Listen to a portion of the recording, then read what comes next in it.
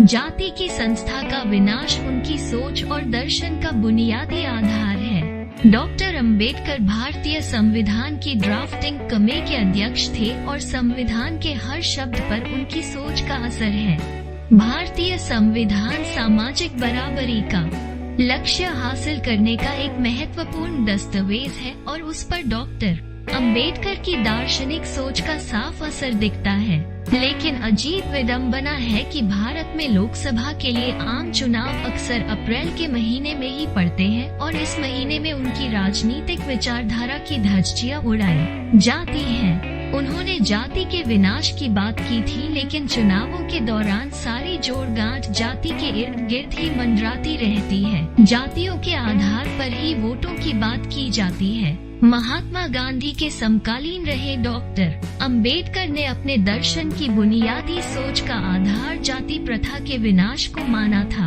उनको विश्वास था कि जब तक जाति का विनाश नहीं होगा तब तक न तो राजनीतिक सुधार लाया जा सकता है और न ही आर्थिक सुधार लाया जा सकता है। जाति के विनाश के सिद्धांत को प्रतिपादित करने वाली उनकी किताब जाति का विनाश ने हर तरह की राजनीतिक सोच को प्रभावित किया है। आज भारत की सभी राजनीतिक पार्टियां डॉक्टर अंबेडकर के नाम की रट लगाती है, लेकिन उनकी बुनियादी सोच से बहुत बड़ी संख्या में लोग अनभिज्ञ हैं। सच्चाई ये है कि पश्चिम और दक्षिण भारत में सामाजिक परिवर्तन के जो भी आंदोलन चले हैं उसमें इस किताब का बड़ा योगदान है। जो काम महाराष्ट्र में 19वीं सदी में महात्मा ज्योतिराव फुले ने शुरू किया था, उनके बाद के क्रांतिकारी सोच के नेताओं ने उनसे बहुत कुछ सीखा।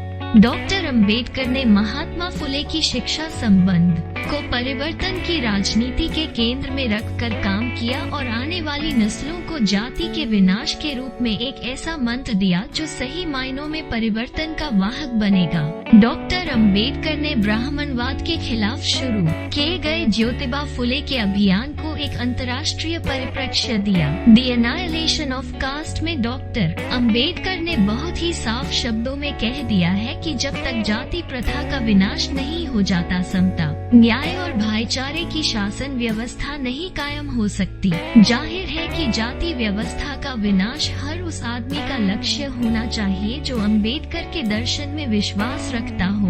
अंबेडकर के जीवन काल में किसी ने नहीं सोचा होगा कि उनके दर्शन को आधार बनाकर राजनीतिक सत्ता हासिल की जा सकती है, लेकिन उत्तर प्रदेश में उनकी सोच का दावा करने वाली राजनीतिक पार्टी की सरकार बनी और आज मायावती के नेतृत्व में बहुजन समाज पार्टी एक ऐसी पार्टी है जिससे सभी राजनीतिक दल गठबंधन करना चाहते हैं। मायावती और उनके राजनीतिक गुरु कांशीराम ने अपनी राजनीति के विकास के लिए अंबेडकर का सहारा लिया और सत्ता के केंद्र तक पहुँचे। इस बात की पड़ताल करना दिलचस्प होगा कि अंबेडकर के नाम पर सत्ता हासिल करने वाली मायावती ने उनके सबसे प्रिय सिद्धांत को आगे बढ़ाने के लिए क्या कोई कदम भी उठाया? क्या उत्तर प्रदेश की मुख्यमंत्री के रूप में उन्होंने ऐसे कोई नियम कानून बनाए जिसके चलते जाति संस्था का विनाश हो सके? उत्तर प्रदेश की पूर्व मुख्यमंत्री मायावती की राजनीति पर नजर डालने से प्रथम दृष्टया ही समझ में आ जाता है कि उन्होंने जाति प्रथा के विनाश के लिए कोई काम नहीं किया है। इसके विपरीत वे जातियों के आधार पर पहचान बनाए रखने की पक्षधर बनी रही। दलित जाति को अपने हर सांचे में फिट रखने के लिए तो उन्होंने छोड़ ही दिया है, अन्य जातियों को भी उनकी जाति सीमाओं में बांधे रखने के लिए बड़े पैमाने पर अभियान चला रही हैं। जब वे मुख्यमंत्री थी तो हर जाति की भाईचारा कमेटियां बना दी गई थी और उन कमेटियों को मायावती की पार्टी का कोई बड़ा नेता संभालता था। डॉक्टर साहब ने साफ कहा था कि जब तक जातियों के बाहर शादी ब्याह की स्थितियां नहीं पैदा होती तब तक जाति का इस्पाती सांचा तोड़ा नहीं जा सकता। 4 बार मुख्यमंत्री की कुर्सी पर विराजने वाली मायावती जी ने एक बार भी सरकारी स्तर पर ऐसी कोई पहल नहीं की जिसकी वजह से जाति प्रथा पर कोई मामूली सी भी चोट लग सके। जाहिर है जब तक समाज जाति के बंधन के बाहर नहीं निकलता आर्थिक विकास का लक्ष्य भी नहीं हासिल किया जा सकता। मायावती जब मुख्यमंत्री थी तो उनकी सरकार के कई मंत्रियों को ये भी नहीं मालूम था कि अंबेडकर के मुख्य राजनीतिक विचार क्या है। उनकी की सरकार के कुछ महत्वपूर्ण मंत्रियों से बातचीत करने का अवसर मिला था। उनमें से अधिकतर को डॉक्टर अंबेडकर के बारे में कुछ नहीं मालूम था। उनको ये भी नहीं मालूम था कि बाबा साहब की किताब का नाम क्या है। ये ठीक वैसा ही है जैसे कम्युनिस्ट पार्टी का कोई नेता मार्क्स के सिद्धांतों को न जानता हो या दास कैपिटल नाम की किताब के बारे में जानकारी न रखता हो। डॉक्टर अंबेडकर की सबसे महत्वपूर्ण किताब द एनाइलेशन ऑफ कास्ट के बारे में ये जानना दिलचस्प होगा कि वो एक ऐसा भाषण है जिसको पढ़ने का मौका उन्हें नहीं मिला। लाहौर के जात पात तोड़का मंडल की ओर से उनकी वार्षिक सम्मेलन में उनको मुख्य भाषण करने के लिए न्योता मिलने के बाद लिखा गया था। जब डॉक्टर साहब ने अपने प्रस्तावित भाषण को लिखकर भेजा तो ब्राह्मणों के प्रभुत्व वाले जात पात तोड़का मंडल के कर्ता धर्ता काफी बहस के बाद भी यह भाषण सुनने को तैयार नहीं हुए। शर्त लगा दी कि भाषण में आयोजकों की मर्जी के हिसाब से बदलाव न किया गया तो भाषण हो नहीं पाएगा।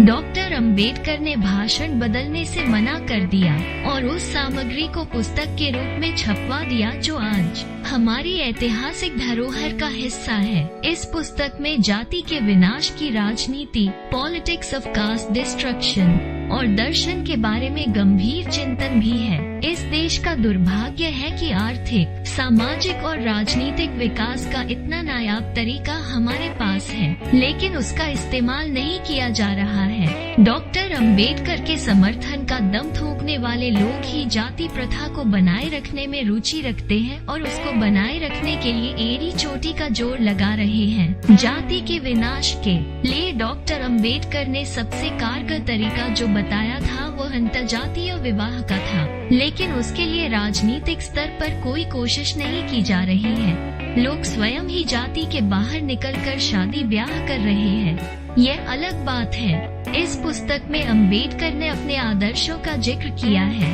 उन्होंने कहा कि जातिवाद के विनाश के बाद जो स्थिति पैदा होगी उसमें स्वतंत्रता, बराबरी और भाईचारा होगा।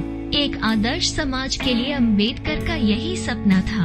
एक आदर्श समाज को गतिशील रहना चाहिए और बेहतरी के लिए होने वाले किसी भी परिवर्तन का हमेशा स्वागत करना चाहिए। एक आदर्श समाज में विचारों का आदान प्रदान होता रहना चाहिए।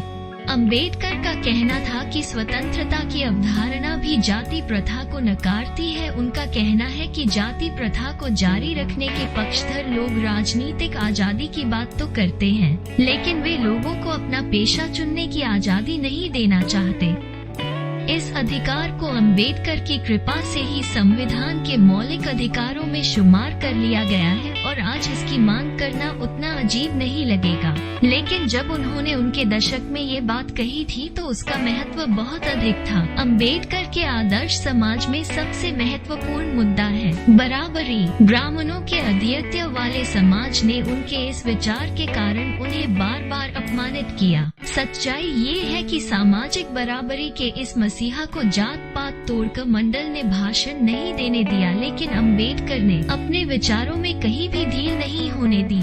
तकलीफ तब होती है जब उसके अनुयायियों और उनके दर्शन पर आधारित राजनीति करके सत्ता पाने वाले लोग भी उनकी विचारधारा को नजरअंदाज करते हैं। सारी दुनिया के समाज शास्त्री मानते हैं कि जाति प्रथा भारत के आर्थिक, सामाजिक और राजनीतिक विकास में सबसे बड़ा रोड़ा है और उनके विनाश के लिए अंबेडकर द्वारा सुझाया गया तरीका ही सबसे उपयोगी है। जब कांशी राम ने बहुजन समाज पार्टी का गठन किया था तो अंबेडकर के दर्शन शास्त्र को समझने वालों को उम्मीद थी कि जब अंबेडकरवादियों को सत्ता में भागीदारी मिलेगी तो सब कुछ बदल जाएगा। जाति प्रथा के विनाश के लिए जरूरी कदम उठा लिए जाएंगे, लेकिन ऐसा नहीं हुआ। 5 साल तक पूर्ण बहुमत वाली सत्ता का आनंद लेने वाली मायावती जाति संस्था को खत्म करना तो दूर, उसको बनाए रखने और मजबूत करने के लिए एड़ी चोटी का जोर लगा दिया।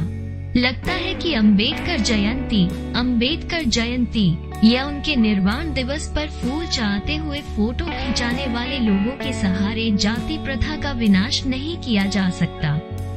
वे चाहे नेता हो या अंबेडकर के नाम पर दलित लेखन का धंधा करने वाले लोग।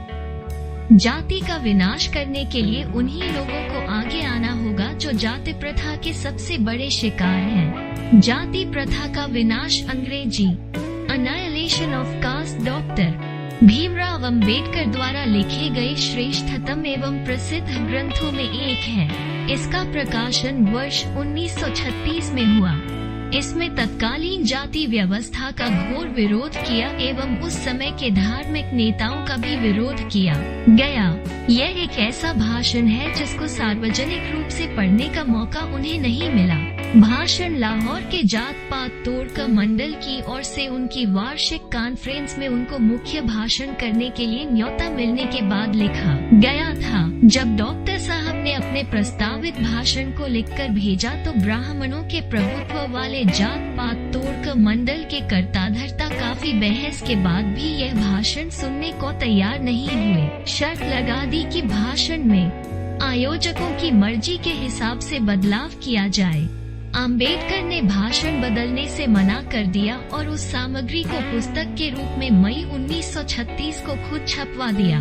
संदर्भ जाति का विनाश, डॉक्टर अंबेडकर का सर्वाधिक चर्चित ऐतिहासिक व्याख्यान है जो उनके द्वारा लाहौर के जात पात तोड़क मंडल के 1936 के अधिवेशन के लिए अध्यक्षीय भाषण के रूप में लिखा गया था, पर विचारों से असहमति के कारण अधिवेशन ही निरस्त हो गया था। यह व्याख्यान आज भी प्रासंगिक है क्योंकि जाति का प्रश्न हिंदू समाज का सबसे ज्वलंत प्रश्न आज भी है।